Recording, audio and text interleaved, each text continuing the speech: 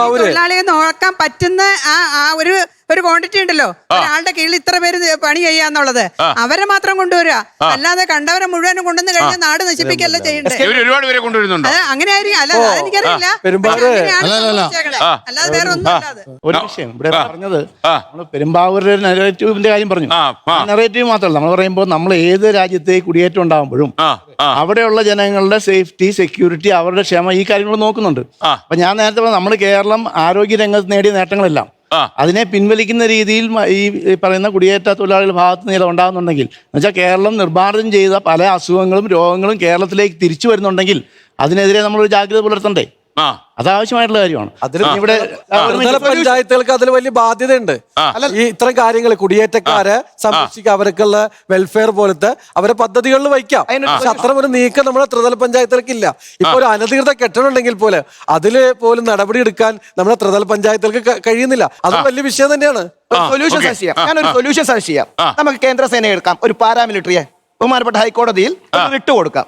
ഇവര് നാളെ ഓഫീസിലേക്ക് വന്നു കഴിഞ്ഞാൽ നമുക്ക് അത്തരത്തിലുള്ള ഒരു പാരാമിലിറ്ററി ഞായറാഴ്ച ദിവസം പെരുമ്പാവൂര് ആ ബസ് സ്റ്റാൻഡിലേക്ക് ഒരു മലയാളീസിന് ഒരു പെൺകുട്ടിക്ക് നടന്നു പോകാൻ പറ്റില്ല. ആർക്കും പറ്റില്ല. കാരണം അവര് കാണുന്നിടത്തില്ല പറയരുത്. ഈ ഇവര് തിങ്ങി കൂടി നിന്നിട്ട് എന്തൊക്കെയാ പറയണേ, എന്തൊക്കെയാ കാണിക്കണേ. കളവ് പറയണേ, അദ്ദേഹം കളവ് പറയണത്.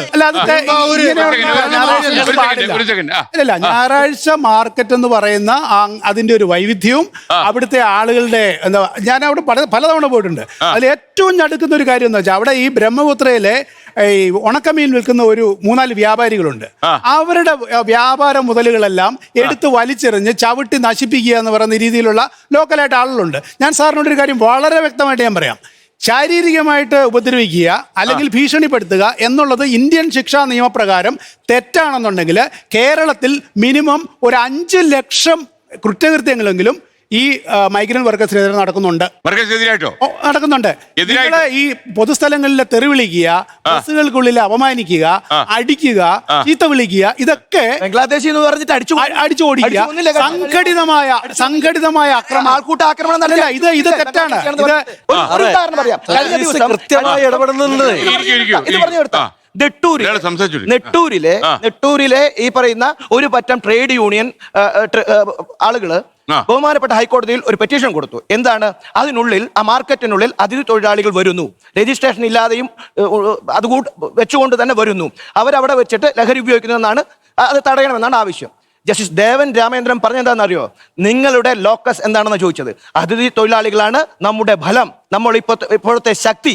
നിങ്ങൾ കഠിനാധ്വാനം ചെയ്യാതെ വിമുഖത കാണിക്കുമ്പോൾ അവരാണത് ചെയ്യുന്നത്. അതുകൊണ്ട് ഏകപക്ഷീയമായി അവരെ ഒഴിപ്പിക്കാൻ സാധിക്കില്ല എന്നാണ് ബഹുമാനപ്പെട്ട കോടതി പറഞ്ഞത്. അപ്പൊ ഞാൻ പറയുന്നത്, കോടതിക്ക് പോലും ബോധ്യപ്പെട്ടിട്ടില്ല എങ്കിൽ പട്ടാളത്തെ ഇറക്കാം. ഒറ്റ രാത്രി കൊണ്ട് മോഹൻലാൽ പറഞ്ഞ പോലെ ഒഴിപ്പിക്കാൻ നമുക്ക് ധാരാവി ഒഴിപ്പിച്ചു. തൊഴിലാളികൾ ഇത്രയധികം ഇങ്ങോട്ട് ഒഴുകുന്നുണ്ടെന്ന് പറയുന്നത്. അപ്പൊ എന്താണ് ഈ അതിഥി തൊഴിലാളികളോട് ഞങ്ങൾ ചോദിച്ചു, എന്താണ് നിങ്ങൾക്ക്? ഞങ്ങൾക്ക് കേരളത്തെ വളരെ ഒത്തിരി ഇഷ്ടമാണ്.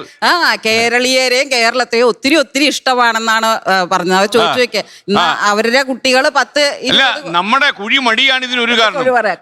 മാത്രമല്ല, ഇവിടെ നമ്മൾ ദുബായി പോയി കപ്പൽ കച്ചവടം ചെയ്യും, നമുക്ക് ഒരു ടെൻഷനും ഇല്ല, ആരും നോക്കാനില്ല. നമ്മൾ വേറൊരു നാട്ടിൽ പോയി ചെയ്യുന്ന ജോലി നമ്മുടെ നാട്ടിലെടുത്താൽ നമുക്കെന്തോ അഴിഞ്ഞു വീഴും എന്ന് പറയുന്ന ഒരു ദുരഭിമാനം നമുക്കുണ്ട്. അല്ല, അവർക്ക് എനിക്ക് തോന്നുന്നു നമ്മുടെ നാട്ടിൽ ഇത്രയധികം ആൾക്കാർ ജോലി ഇല്ലെന്ന് പറയുമ്പോഴാണ് ഇത്രയുള്ള ആൾക്കാർ ജോലി ചെയ്യുന്നത്.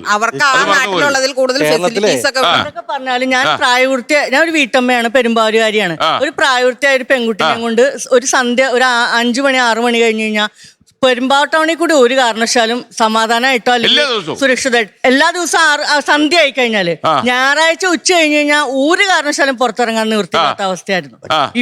ഇപ്പൊ കുറച്ച് നാളുകളായിട്ട് ഒരു ഇച്ചിരി മാറ്റമൊക്കെ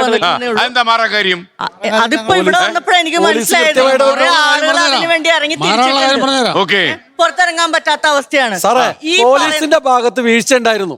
ആ വീഴ്ച അവർ പരിഹരിച്ചിട്ടുണ്ട്. കഴിഞ്ഞ ഒരു മാസമായിട്ട് പെരുമ്പാവൂർ വളരെ ശാന്തമാണ്.